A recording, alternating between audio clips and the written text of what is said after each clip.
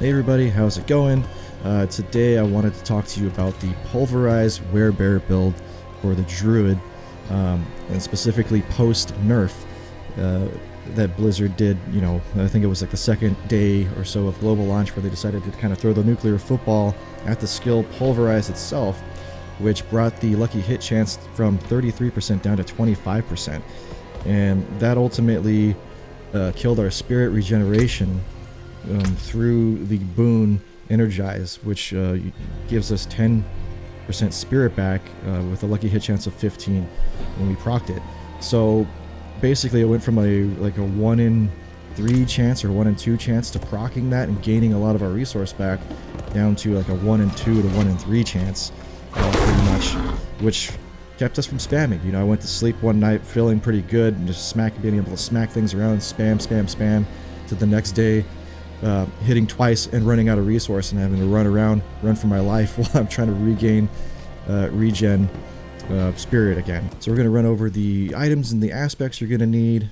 We're going to go over the skill tree and the Paragon points and Paragon boards, some of the glyphs that I'm using that I feel help make this build just come together, and will solve our spirit regeneration issues so that we can still slap things around consistently and do massive amounts of damage. So let's get started. First and foremost, let's talk about the star skill of this show, and this build I should say, which is Pulverize, and what Overpower is. And if you look at the bottom of the skill here from the tooltip, it says Overpowering deals bonus damage based on the sum of your current life and your fortified life. So what does this mean exactly? It's telling us pretty much the higher the life pool we have, the bigger the multiplier on our Overpower will become. And the same thing with our fortified life. If we have those two things the highest we possibly can, the bigger the slap's going to be, the bigger the hit's going to be. So we want to try to protect our life pool because our multiplier is based off of that, and we want our fortified to be up, and we want to have barriers also that will help protect our life pool. So how do we go about doing all that? How do the skills and everything work? Let's get into the skills and see how everything kind of works in tandem. There's a lot of synergies here. I think that you guys will really like this. We start off at the top of the tree here with the basic skill. I like to use Earth Spike for a couple different reasons. For one, I can hit things at a distance, as you can see here. I can kite things around. If I get into trouble, I run out of resource. If I'm not paying attention in a battle, I can bounce out, hit things from a distance, kite, jump back in when I start regenerating my resource. And it's also an Earth skill. You'll see Earth skills have a pretty big synergy with a lot of other things here, so I try to use the Earth skill over the other things that we have here. So I'll take 1 point there, and then I will take 1 into the Enhanced Earth Spike for the 10% chance to stun for 2.5 seconds. Because, I mean, some people will say you don't need this node, but I do have a little bit of, I have like an item that says like damage to stunned enemies gives me like a 20% increase or whatever. And this is a CC build. So we are looking at buckets for enemies that are vulnerable. Slowed is a big one as well, and stun, you know, is another one in general, the damage bucket multiplier that we're looking for in this build. So having this it's a little bonus to damage every now and then. That's good to have. And moving on to the core skills now, we definitely want to take and maximize and max out the rank of Pulverize. Again, this is the star skill of the show, of the build. So get that and maximize it as much as you can. I'm at 11 out of 5 because of items that I have that give me bonus rank to Pulverize. Whenever you find those, you should try to use them for sure. We will take the next enhanced Pulverize node. For this is pretty obvious to me. It says your next Pulverize will overpower every 12 seconds while you remain healthy. This is a guaranteed overpower. We absolutely want this to happen and trigger as much as possible because it will just maximize our damage output even more. So we definitely take that node, and it says, again, this is important, healthy. What characterizes healthy? It says characters have more than 80% of their life. So again, we want to protect our life pool. We want to be at high life so that we keep triggering this every time we're in battle. So barriers, again, Fortify, etc. will come into play. But yes, we want to have this ticking at all times, so staying above 80% health is very important. But moving on. The next note here, it's a personal preference. Again, I have some items that give me extra damage to stunned enemies, so I like to take this node. But you can take the primal Pulverize if you want to, which says that enemies hit with Pulverize deal 20% reduced damage for 4 seconds. It's up to you what you want to use, but again, I like to use the stun. I prefer that. A couple more items here that we like to use. Heart of the Wild. We take 1 node here. This is Maximum Spirit, and Maximum Spirit does come into play a little bit, but I like to just take 1 point here. We'll explain that a little bit later on. And we want to maximize the Wild Impulses here. Basically, with Wild Impulses, I know this sounds pretty brutal. You might be saying, but Major Pain, weren't we just trying to talk about, we just talked about having resource generation problems. Why are we picking a passive that makes our spirit, our core skills cost more? Don't worry, we'll get into that. But we take 3 here for the increased damage up to 15%. We're trying to maximize damage output as much as possible with our core skill, which is Pulverize. We'll take 3 here. I take 1 here. This is another one that you could potentially use elsewhere, but I do like being able to gain a little bit more regen on my basic skill with Earth Spike. Okay. And moving on down, we have 1 more here with the Predatory Instinct, which is critical strike chance against close enemies is increased by 6%. When we max it out, I take 3 points here. We are within, combat melee range with a lot of, while we're in battle a lot of the time, so I do like this passive. I also like the Iron Fur, which gives us 9% damage reduction while we're in Werebear form. We are consistently in Werebear form. We do not really come out of it due to one of the items I have on my character. I'll show you that soon as we move through here a little bit more, but this is nice to have because we are constantly in Werebear form. So moving on to the defensive skills now, we will take the Earthen Bulwark. The reason for this is it is a barrier. We're trying to protect our life, remember. And it also, it gives us Unstoppable, which is another really, really key thing to have. We don't want to be stunned. Obviously, if we get CC'd, we could die really easily. So we want to be constantly able to move around. This is what keeps us out of being stunned. It also gives us the barrier, and it gives us Fortify. Casting Earthen Bulwark, as you see here, in the bottom modifiers. It gives us Unstoppable, and it gives us the Fortify. So again, Fortify, barriers, protect the life at all costs. I take 1 here, and I'm getting a couple bonus ranks from from items that I'm wearing, my gear. I do like to take the Enhanced, because this is what gives us the Unstoppable, as I mentioned, so it keeps us from being stunned, slowed, all that stuff. So we like to have this up as much as possible while we're in battle for sure. I also like to take, this is another personal preference node here, with the Preserving Earthen Bulwark. Casting Earthen Bulwark grants 18% base life, which is 640 or 55 or 54 as Fortify for me. Again, we want to be fortified, right, to help protect our life pool, our damage pool. And again, the more Fortify we have, the more the Overpower Pulverize will deal damage too. It's a multiplier. But you can take this other one, which this just explodes when the Bulwark time is up and it does damage around things. It's a personal preference for you guys. I again like to have the Preserving because of the Fortify bonuses that it grants me. Moving down, we're also going to take Debilitating Roar. This shapeshifts us into a Werebear, and it roars, and it basically does damage reduction to the enemies around us. And on top of that, we're going to learn a little bit more here. It fortifies. So we like Fortify again. Maximizing Fortify is important to damage output. And I like to take the Innate Debilitating Roar because it also slows. And again, we mentioned earlier with the stun that this is kind of a CC synergy type of a build. You can see where this is going. Vulnerable, slowed enemies will take more damage. So we like to do that. We also just 1 point there, 1 point there, 1 point there.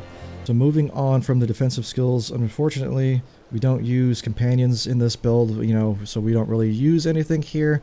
We tend to skip that. Not a companion build. And moving on to the Wrath skills, we do use a couple things here. We use the Hurricane. Hurricane is like an AoE effect that goes around you, when you pass it here. So it does a couple different things for us. We'll take 1 point there. We'll take the enhanced hurricane here that tells us, or damage by the hurricane to enemies around us will slow them. Again, this is a CC type of build, crowd control. We want to slow things, stun things, make them vulnerable as much as possible. This will slow and crit, which comes into play a little bit. We'll see in the next couple passive skills here. We want to crit as well. It lasts a decent amount of time, 8 seconds, and while we're in here with Grizzly Rage, with this active, we can crit people around us, enemies around us, and that will ramp our damage some more. We'll get into that in a second, a little bit later on. So we'll take 1 point there, take the 1 enhanced, which will allow us to slow enemies. We want the slow. And then we like to take the natural hurricane, which has the 15% chance to make enemies vulnerable. We want to make enemies vulnerable. This is the other, again, damage bucket that we want to utilize here. So we like taking that node. Moving on here to the passives with Mending. While in Werebear form, you receive 15% additional healing from all your sources. This is really cool because while we're doing damage, we're constantly in Werebear form. We're going to be healing up basically as we're doing damage and keeping our life pool above 80%. So that helps us there. We're also going to take Provocation. When you remain in Werebear form for at least 20 seconds, your next skill will overpower. So here we go again. This is the second ability or passive that will grant us a guaranteed overpower. So we now have 2 of those when we take this node, and then we're going to max that out. And moving on here, we're going to take the Crushing Earth, and here's where the Earth skills, start to synergize with each other. Earth skills deal 15% increased damage to slowed, stunned, immobilized, or knocked back enemies. I think you see where the synergies are coming into play here with the CC crowd controlled abilities and skills. So we take 3 there.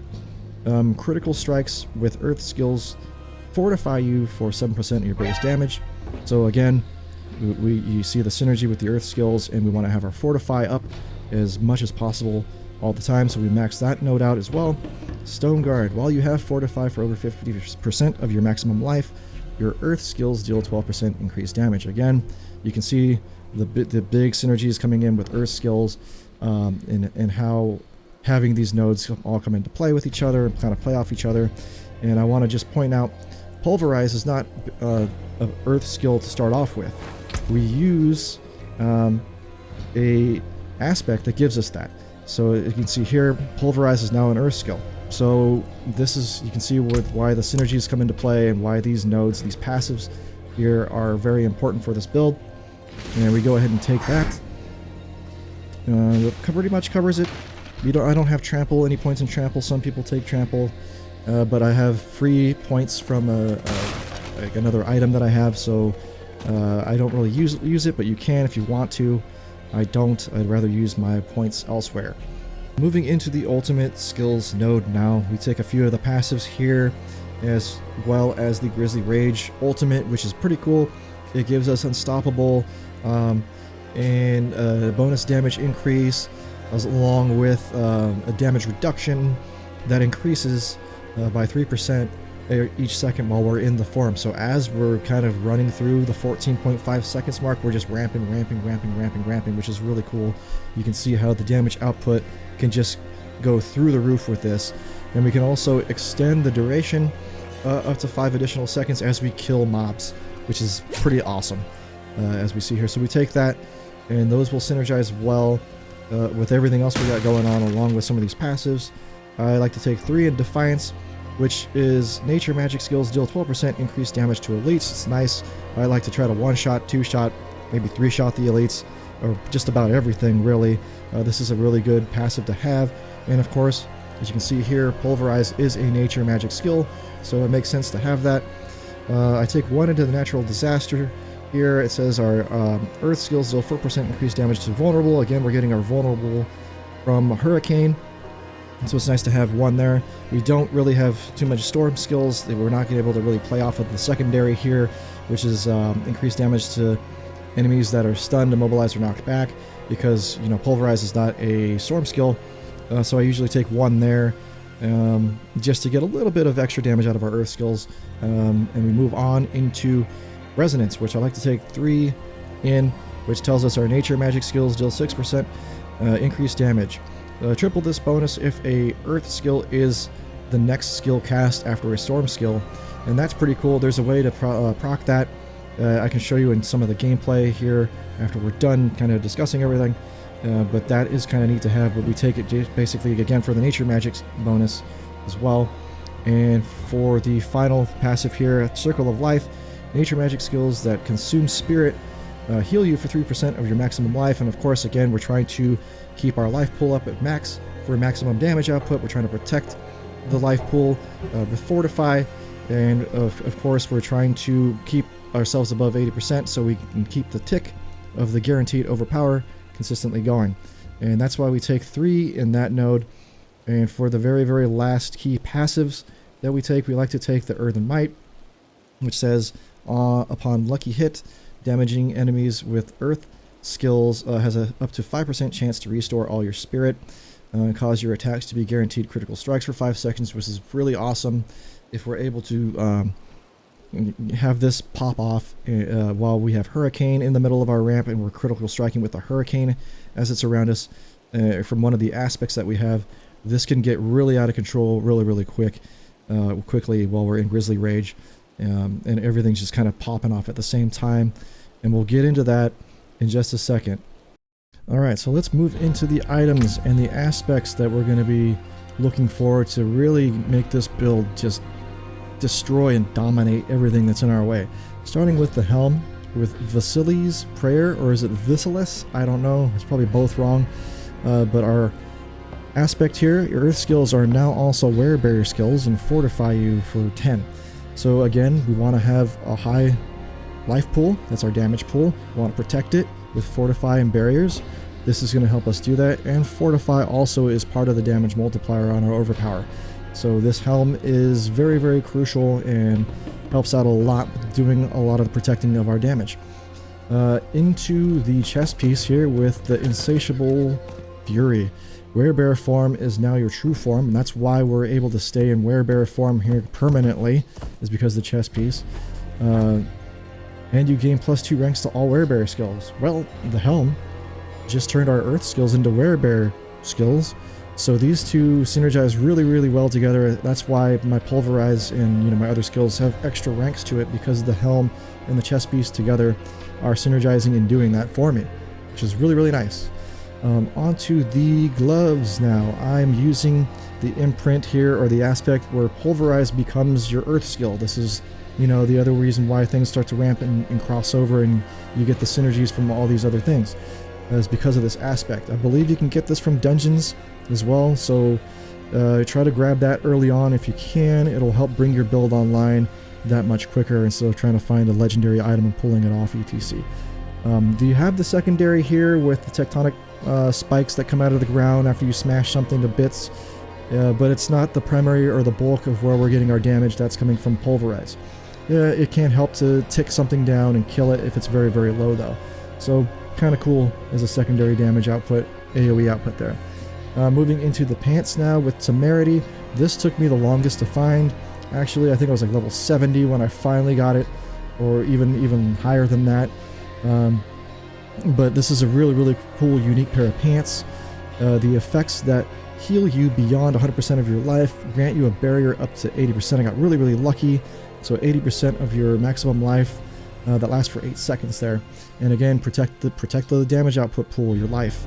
Barriers are really good, and this is a really good item that gives us some pretty big bonuses to our barrier. So yep, like to have that. If you cannot or are having trouble finding these pants, you don't have them yet, another option here, this is what I was using. The duration of your earthen bulwark is increased by 6 seconds. In addition, killing an enemy with earth skills replenishes some of your earthen bulwark's barrier. Again, it's just another barrier that you can keep replenishing. Having the bulwark up for a long time is also really cool against crowd control, so this was really nice to have. Again, you can find this, I believe, in a dungeon, so grab this if you're having trouble finding the Temerity or you don't have it yet. Into the boots we go. We're using the quicksand aspect here, and the reason for that is it gives us a slow. and we want to slow enemies because that's part of our secondary, third, or fourth damage bucket. So vulnerable, CC'd, enemies. So vulnerable, stun, slowed. Those are really, really big secondary, third buckets that we want to have multipliers for. So we'll put the imprint of quicksand here. Into the weapon is where I have imprinted the shockwave aspect, and what that does is Pulverize creates a shockwave that travels for you and deals an amount of damage to anything in its path. This actually kind of brings the Pulverize build to another level. So instead of having things just have to really, really be close to you, we can now hit stuff that's further away. And I think early on, I was struggling to kill things that, flying succubuses that kind of they moonwalk away from you and stuff. So having the shockwave kind of really brings this to another level. I can start hitting things that are further away from me, taking them out. And it also, when you find yourself in a pinch and things are really hitting you hard, you can jump away, pulverize, and hit the shockwave from a little bit further away. So unfortunately, also this aspect you have to pull from a legendary. You can't get this in a dungeon. So and it was also really one of the harder ones for me to get, unfortunately. And I've seen 2 of them drop for me since the game's been out in a week. So hopefully, I must be the most unlucky druid in Sanctuary right now. Hopefully that's not the case for a lot of you guys, and you get the shockwave aspect pretty early on. Moving into the amulet, I've put Grizzly Rage here. The duration of your Grizzly Rage is increased by up to 8 seconds. In addition, critical strikes while Grizzly Rage is active increase your critical strike damage by 10x for the duration. And this is where we can see damage ramp insanely high, right? And this is where I've seen, the 10k to up to almost 20k crits that happen is because of this aspect. And I probably have it on the wrong thing. Maybe I should put it somewhere else. Maybe swap this to the weapon or something like that so I can get a higher duration. I'm not too sure. Don't quote me on that. But this is where I've got this one. And what this actually means with the critical strike, right? And this is where the earthen, let's go back to our skill tree, the passive, where was the passive? Yeah, if we can get this secondary to pop off while we're in Grizzly Rage with our Hurricane's going around us, critting, and it's just ramping as we go through Grizzly Rage. Remember, when we're in Grizzly Rage, the longer we're in it, that also ramps as well.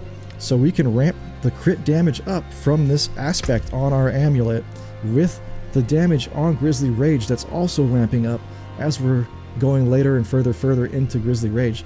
So we can now see with this and our Grizzly Rage together in tandem how this can just kind of just decimate things as we ramp out of control. But yeah, like these 2 synergies are really, really good, and I also believe that you can get this in a really, really low form from a dungeon as well. So go ahead and grab that. Moving into our ring, I think this is also a dungeon one. Like, you can see a lot of these you can get from a dungeon. You don't even have to pull them off these aspects from legendaries or anything. But it's Earth skills deal up to 40% more critical strike damage to crowd controlled enemies. Now you're seeing again why we want to slow things, why we want to have things stunned, etc. This is the aspect that will give us a lot of damage to those types of enemies. On the next ring, and I think this is a really, really underrated ring, this is the Mother's Embrace that you get from, running through the campaign. You get it from beating Lilith. You're guaranteed it. And it can also drop in the world as well. I got lucky and got an Ancestral run not too long ago. But this will give us some resource back. Not the full amount. This is not like going to solve all our resource issues. We're going to get into Paragon in a second. But this is a underrated ring in which it grants some resource back. It does help with that. I feel like people are sleeping on it a little bit. But I use it. I think it's a pretty good, almost best in slot for this. But your core skills, when they hit 5 or more enemies, will replenish up to 40% of the resource cost. That from our Pulverize is a core skill. So a lot of the times we have these big pulls. We're hitting a lot of enemies at once. It's triggering quite often. This is really, really helping us here. And that kind of goes through all of the gear and all the synergies between each piece. Let's move on to the spirit boons. Within the first row here, I like to take Gift of the Stag. We gain 10 maximum spirit. This is nice to have because obviously if we have a bigger spirit pool, the more we can smash our Pulverize. That's nice to have. In the second row, I like to take the Avian Wrath. This gives us 30% to critical strike damage, which is really cool while we're in our ramp in Grizzly Rage. On the third line here, third row, I like to take Energize, and this is partially where we resolve our resource regeneration issues. Lucky Hit, dealing damage has up to a 15% chance to restore 10 spirit. It's really cool when this procs off, and we're able to just like jump up along with our Mother's Embrace, and we can get the max spirit and start spam again. I'll show you in some of the gameplay where those pop off. On the very last line here with the snake is where I also am spirit bonded, so I can have 2 boons activated at once. I've been experimenting with Obsidian Slam and the Calm Before the Storm. Right now I'm really liking Obsidian Slam, which guarantees me another Overpower. Every 20th kill will cause your next Earth skill to overpower. And I'm finding a lot of the times in dungeons and whatnot, you know, where the density is really big, that this is popping off a lot faster than I thought it would. So having a third way to guarantee an Overpower is really cool and really fun. So right now I'm leaning more towards Obsidian Slam over the Calm Before the Storm, which nature magic skills have up to 10% chance to reduce the cooldown of our ultimate, which is the Grizzly Rage, by 2 seconds. And this is kind of cool, but again, it's on the lucky hit chance, where the Obsidian Slam is pretty much anything I kill will lead up to it. There's no lucky hit here. And the secondary one boon that I'm using here is the critical strikes with shape-shifting skills heal you for 3% maximum life. And this is really nice to keep you above your 80% threshold, which again will keep your 12 ticks going on your Overpower. That's from the skill from Pulverize, right? This guy on our enhanced Pulverize. And then of course, you know, we're getting the 20 stacks from the other passive as well there. But yeah, having that secondary and having your health, you know, being able to heal is really nice. So let's jump into our Paragon now and I'll show you how I have this stuff set up and really get into how we solve our resource management issues. Okay, here we are on the starter Paragon board, and I'm not fully happy with how I've got this set up. I do want to go through and reallocate some points here to tenacity on this rare node and pick this up as well, because it gives us 8% maximum life, and then a bonus 4% maximum life if the requirements are met, which I'm well over that. But we already know that the higher the life pool we have, the more damage we'll do on our Overpower. So this is a mandatory node in my opinion, so be sure to take this. I'm definitely going to optimize this and take that node. On the other side, I did take the other node here, Prime, 20% damage. I think that, yep, I worked myself up here, unlocking the socket. I'm using Werebear here. I don't know if this is the best place for it. I haven't unlocked my 4th board yet. 1, 2, 3, yeah, I haven't unlocked my 4th board yet, which that'll come soon. But there might be a better socket for all of my glyphs here. I'm not entirely sure. I'll have to play around with this a little bit more, especially when I unlock the next block or Paragon board. But I'm using Werebear here. I'm taking the rare node here and the rare node on the other side. I feel like these are pretty obvious choices. 8% resistance to all. And then of course, you know, the damage over here on the other side. On the second board here, we're focusing pretty much on some damage. So here we take the first node up into the right. That gives us earth skill damage. We're taking all the earth skill damage nodes pretty much. I probably should take this one. Didn't put it there. Yeah, we're taking the CC crowd control additions as well for critical strike. Let's move up. We move up to the socket here. Right now I'm running the earth and sky. I don't know. I might change this later on when I unlock a couple more boards or something. But for now, this kind of made sense to me because of the willpower that I was taking around it. I did come over here to the left and take another rare node here with the critical strike damage to earth skills. That one there for earth skills, you know, just kind of taking those. working my way up around, it made sense to come down and grab this legendary node, Earthen Devastation. This is actually really nice. Your Earth skills deal 30% increased damage to enemies afflicted by crowd control. Again, we're crowd controlling here. That is, you know, the extra bonus damage bucket that we're going to be using. I decided to come up over here to this other rare node for a 6.5% damage taken over time reduction, and I'm getting the bonus here for resistance as well. I just felt like I needed a little bit more help with staying alive, and that rare node helped out with that. Came back across and up over here. We're taking these magic nodes. They give us 7.5 damage to crowd controlled enemies again. We're going to take the rare node, damage to crowd control again. We want to take everything around that. I really liked those, so I grabbed them, moved on up into the next board. So here is where we solved a lot of our spirit regeneration issues, and they helped out tremendously and allow us to spam a lot more often. This rare node here with the 2 spirit on kill plus the Mother's Embrace bonus when we're hitting up to 5 enemies really helped me out. So yeah, taking these nodes that give us maximum spirit and spirit on kill here allow us to have a bigger pool that we regenerate from that other boon passive as well, and our maximum, you know, spirit pool, it just allows us to spam a lot more often when we have this board in effect in these nodes. So yeah, grab the reclamation node here, and I went back around over to this legendary node, which is also really great. And after spending 75 spirit, you deal 30% increased damage over 5 seconds. So we spam like 2 or 3 smacks.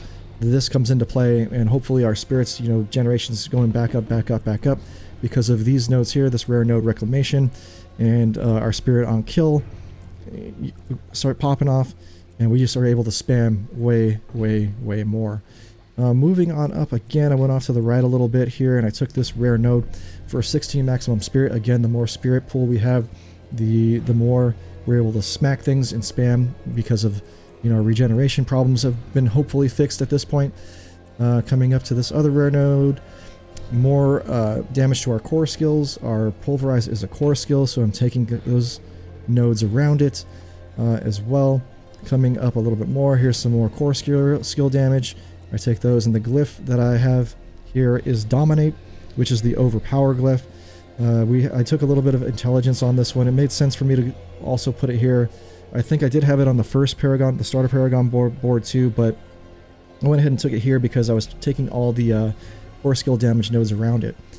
And I think what I'm going to do here, I'm not all the way sure, I got to actually mess with a few things some more. I think what I'm going to do is go ahead and just come through over here and unlock my next board.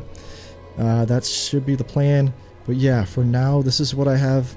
You can actually maybe go with this board as your secondary board instead of going with the legendary board, or like this one here that I was using to solve your spirit issues first.